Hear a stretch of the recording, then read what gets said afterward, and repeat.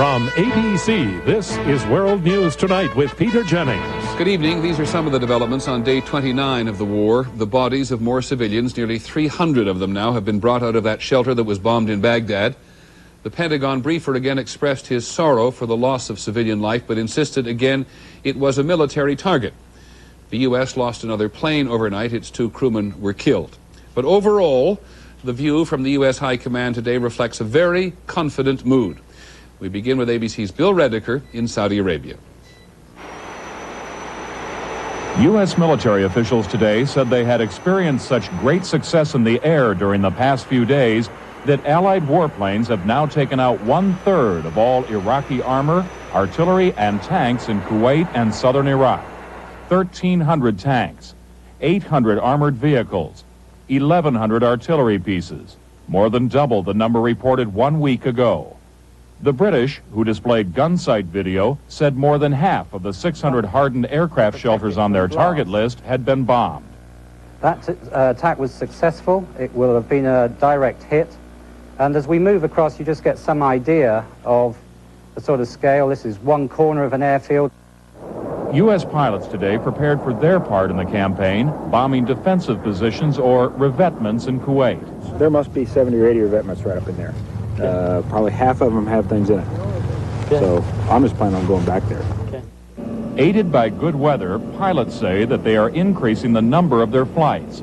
A-10 tank killers are now being refueled in the air in order to save time. Near the front, tanks and helicopters have been moved up and are training under more realistic conditions, creating clouds of smoke to simulate battlefield conditions.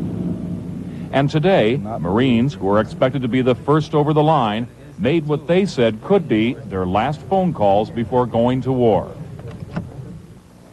Another last-minute morale booster, a visit by the commanding general of the Army's elite 7th Corps, who passed out good luck commemorative coins to soldiers manning M1A1 tanks. Yeah, good luck, troop. Here's your prayer. Despite recent indications that it might be 3 weeks before a land battle begins, today's assessment of battlefront damage and Allied preparedness at the front seem to suggest that ground forces will be ready even sooner. Bill Redeker, ABC News, Saudi Arabia. Which, to re-emphasize the point, doesn't necessarily mean that the ground war is about to begin, even though that was one of the hotter rumors in the Middle East and out today. What there is on the record is a very public indication from the military high command that the constant air attacks have, in the U.S.'s mind, truly undermined Iraq's fighting capacities. Here's ABC's Bob Zelnick. Pentagon officials say of the nearly 1,100 bombing sorties conducted during the past 24 hours, over 85% were against Saddam Hussein's troops in Kuwait and southern Iraq. I would say his military position is precarious, and I just don't have a good number on how many have been injured or killed, but I think the number is very high because of the constant bombing. Preparations for a possible ground war are now becoming more intense. Sources here say the Marines have begun using fuel-air explosives against the Iraqis. The bomb spreads a fine mist of fuel over a wide area and then detonates it. In addition to killing enemy troops, the explosives can be used to set off landmines. The Air Force has also been using C-130 aircraft to deliver 15,000-pound bombs called daisy cutters. These are the largest conventional bombs the U.S. has and are primarily used to set off minefields protecting Iraqi positions. Clearing mines is often among the last steps taken before a ground offensive is launched. Still, sources here say a full-scale ground war is not imminent, and they note that a large Marine amphibious force likely to participate in that war is still more than 500 miles from Kuwait. Bob Zelnick, ABC News at the Pentagon. The Iraqis fired 2 more Scud missiles overnight, this time at the city of Hafr al-Batan in northern Saudi Arabia. U.S. military officials say the Scuds may have been of inferior quality. They broke up in midair. Still, debris set an auto repair shop on fire, and 4 people were slightly hurt. Now the war and the engineers. When the ground battle starts, American troops will face fortifications built by Iraqi combat engineers, who are often described as superb at their jobs. Anti-tank trenches and razor wire fences, just to begin with. Success will depend to a large degree on how quickly American combat engineers can open up those fortifications. The engineers practice their trade at Fort Leonard Wood. Here's ABC's Al Dale. In the heart of Missouri, a rehearsal is underway for breaking through the Iraqi defenses, the Saddam Line, a stretch of minefields, ditches, and barbed wire. Push, let's go! Under simulated enemy fire, the combat engineers, called sappers, sneak up to a barbed wire barricade, attach explosives, retreat, and detonate. Nobody can go anywhere without us, because the tanks, armor, infantry, they can't go anywhere until we clear the way. Sappers clear the way over anti-tank ditches by erecting 60-foot temporary bridges from armored vehicles so tanks and infantry can cross. They use armor-plated bulldozers to knock down earthworks hiding enemy troops and artillery, and clear pathways through minefields by setting explosive charges, sometimes mine by mine. In a real war, they would do all of this with the enemy shooting at them. Historically, combat engineers have suffered heavy losses. First thing we got to do is blow a hole through that wire with the Bangalores. During the Normandy invasion, their casualties were among the highest as they paved the way for other assault forces to attack highly fortified German positions. Combat engineers have not been called on to breach enemy positions on that scale since World War II. In both Korea and Vietnam, the fronts constantly changed. But in the Gulf, the battle line has been drawn from the beginning. The fortifications there could once again mean heavy casualties among combat engineers, and they know it. Boom, you're hit! Sergeant Robert Carlton worries about the survival of his 9-man squad. If everything does go great, we might only suffer 2 or 3 casualties. But in the worst scenario, the whole squad could buy it. Now that I think about it, I'd rather have a different job. Some sappers who finished their training here 2 weeks ago are already on the front line in Saudi Arabia. This group, which has almost completed its training, may join them soon at the head of a ground assault, depending on them to clear the way. Al Dale, ABC News, Fort Leonard Wood, Missouri. That word Al Dale used for the engineers, sappers, the word comes from the French word sap, to undermine or to dig under. In the Middle Ages, sappers would dig trenches across the land right up to the wall of an enemy castle, forming a safe approach for soldiers who followed, as they do today. In a moment, the politics and the pain after yesterday's bombing in Baghdad. The people of Jordan questioning the value of friendship with the United States. And on the home front today, turning off the water to California farmers. This is World News Tonight with Peter Jennings. Brought to you by Ford Motor Company.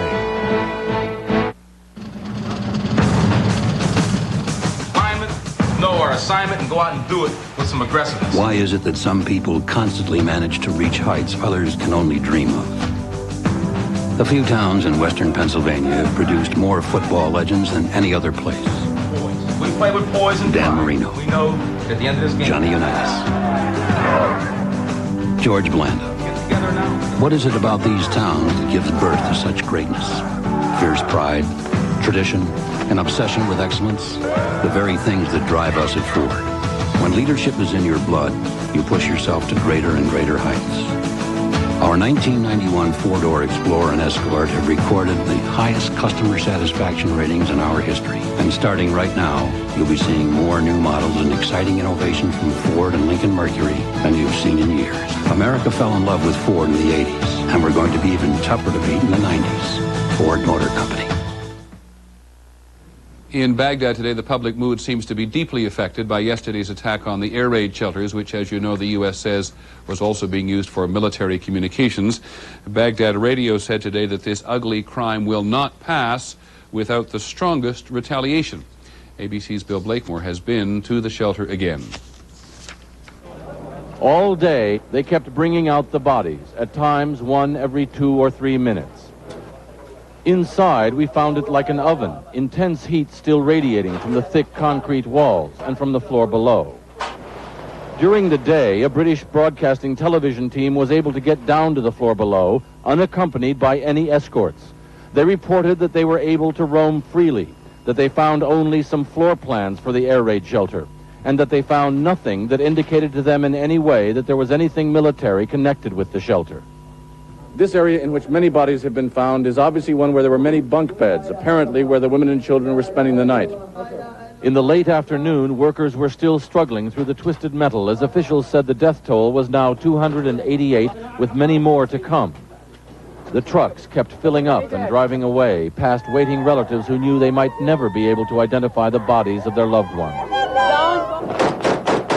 In a main street nearby, the community of Almeria filled one of the first of many funerals with gunfire in sign of grief and fury, and with angry words aimed through foreign journalists. "My mother, she's gone," shouted this young man. Our revenge will be 1,000 Americans for every single Iraqi people. Liberating Kuwait does not mean destroying, does not require destroying Baghdad.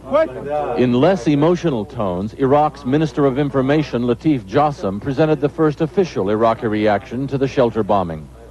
"These civilian deaths," he said, "mean George Bush is like Hitler and is a war criminal."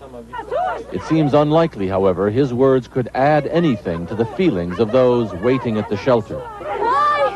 Children, girls, boys, men, women, why?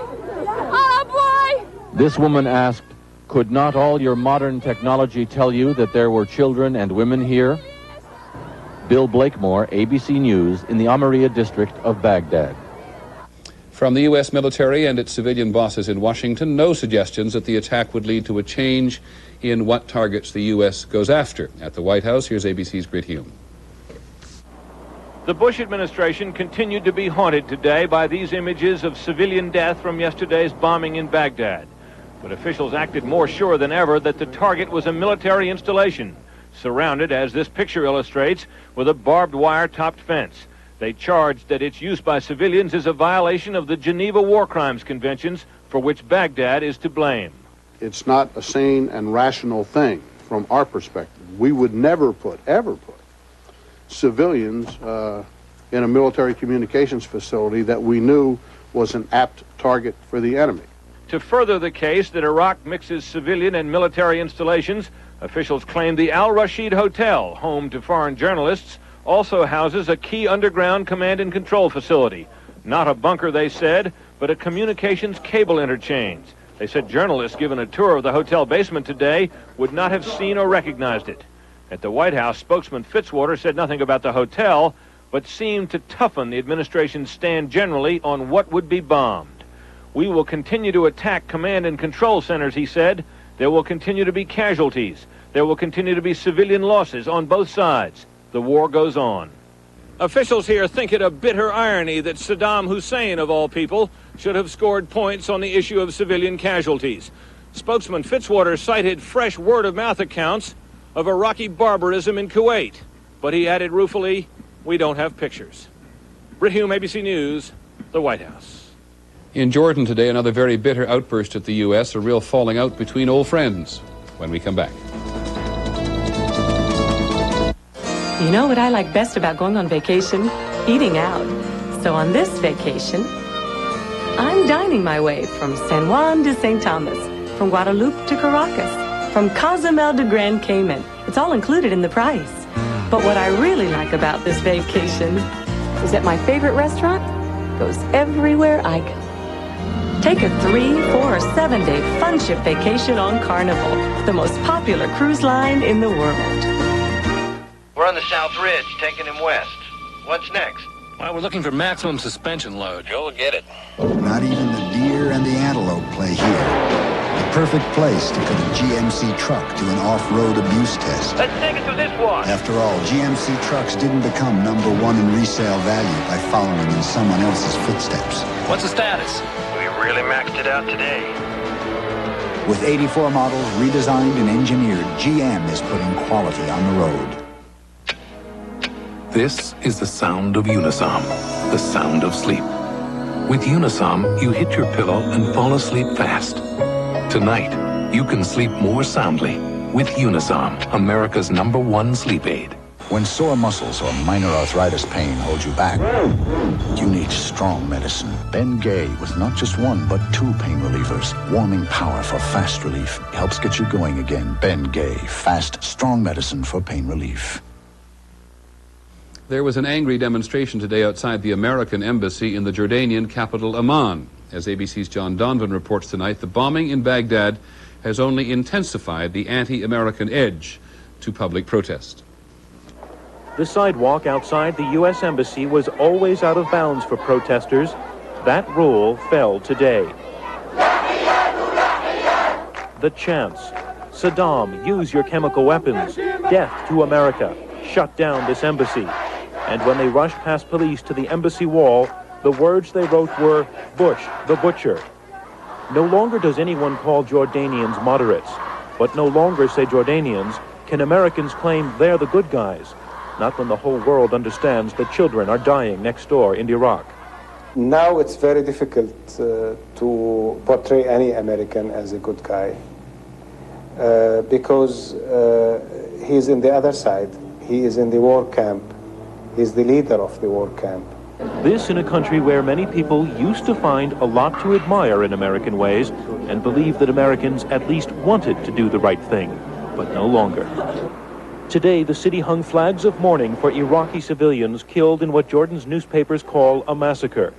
All Jordanians are questioning the value of American friendship, even at the highest levels of government. Here is a country that for decades has been a friend of the United States. What does it have to show for it? And the anger is basically leveled at ourselves. What has our moderation bought us? This is the feeling. How can we justify this relationship? Some believe reconciliation is possible.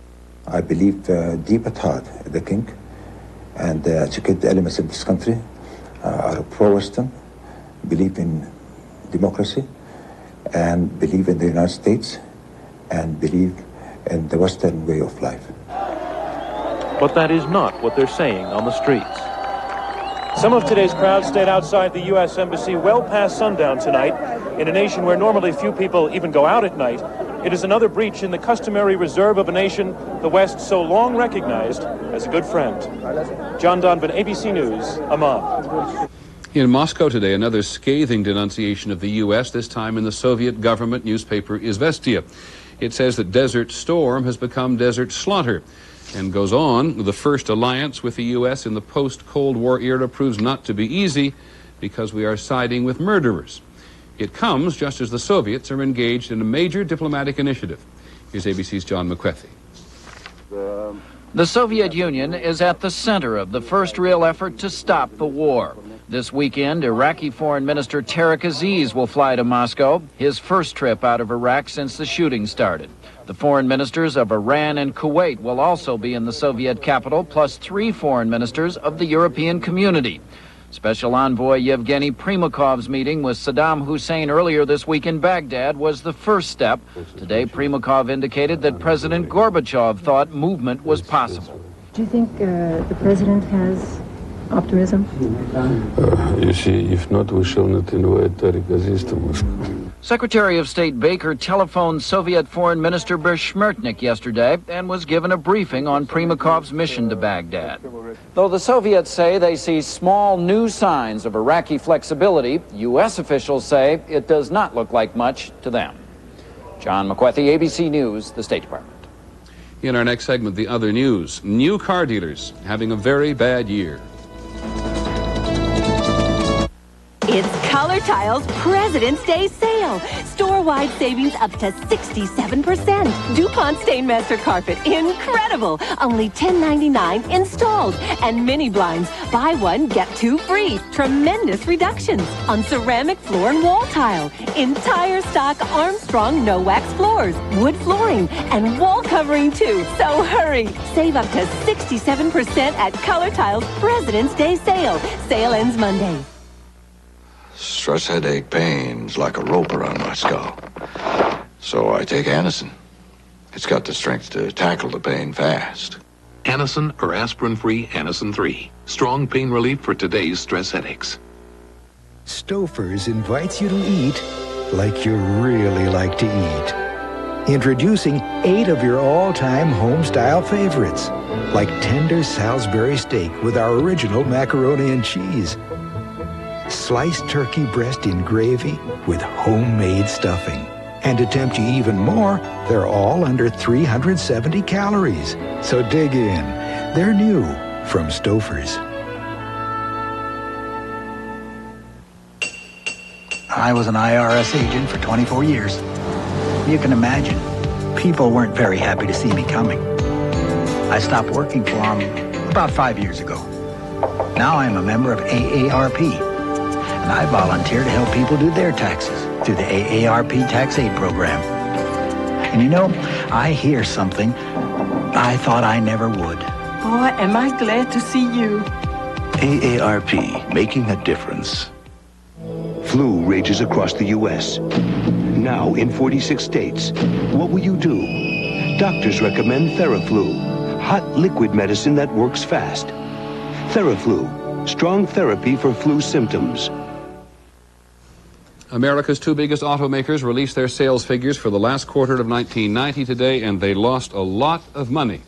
$1.62 billion for General Motors. It's the biggest loss ever. And $1.62 billion is what I said. For Ford, a loss of $519 million. And the prospects are not good. Here's ABC's Stephen Ogg. If you want an idea of how bad the automobile business really is these days, just walk into almost any car dealer and you have to search for the customers. In August, the sales died right on the spot. It's a combination right now. Sales, it's a recession plus the war, and sales in the fourth quarter were dead. They're dead in January. They're starting out in February the same way. In fact, last year, 900 automobile dealers went out of business, the largest number since the 1982 recession. This year, forecasters expect 2,000 to go out of business, about 10% of the industry. That would be an all-time record. The average dealer actually lost money selling new cars last year. Randy Blount of Hilltop Lincoln Mercury near St. Louis sold his Chevrolet franchise because of the recession. In the 18 years I've been involved with the automobile business, this has been the worst that I've ever seen it. Some dealers have learned to cope with the problem. At Oarsman Chevrolet near Washington, D.C., they're selling fewer cars, but they're making more money. To do this, they've cut costs. Personnel reductions primarily, advertising reductions, and purchasing. Through our purchasing, we've been able to reduce a lot of the costs.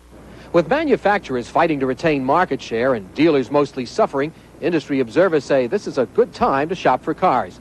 Stephen Ogg, ABC News, Washington. On Wall Street, the Dow Jones Industrials lost nearly 32 points today to close at 2877, and the trading was heavy. Very dry days in California. For more than 4 years now, the state has been caught in a severe drought. Conservation measures have been imposed on everyone, from city apartment dwellers to industries. Today, the state's farmers were hit again. The federal government is cutting their water by 75%, cutting it to a trickle. Here's ABC's Gary Shepard. California's reservoirs are running dry. This is the worst condition I've seen the water supply in the state of California's history that I've experienced in 40 years. No segment of the population in the state is going to be unaffected. In the San Joaquin Valley, apricot, almond, and cherry orchards are dying because of the lack of water. These trees need 1 million gallons an acre in order to prosper. Today's decision means they will get only 250,000 this year. No question about it. No question at all. This orchard's a dead orchard. The only possible way you can save part of it is save one little section of it. And that surely isn't going to pay the bank or the county taxes. A few farmers may be able to buy water from other farmers who have chosen not to use their allocation, but the vast majority of them have nowhere to turn. There's going to be a lot of land that's not farmed, a lot of land set aside. There'll be a lot of jobs lost both on the farm and throughout the food handling and processing chain. This state's severe drought may soon be felt nationwide in the form of higher prices for some fruit and vegetables. Gary Shepard, ABC News, Sacramento, California. We'll be back in just a moment.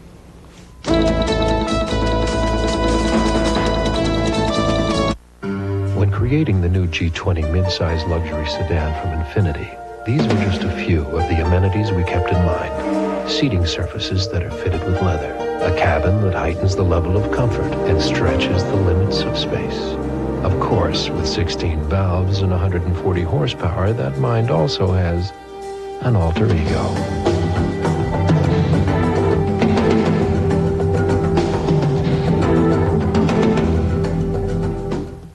Somebody put these Harvest Crisps in the wrong box.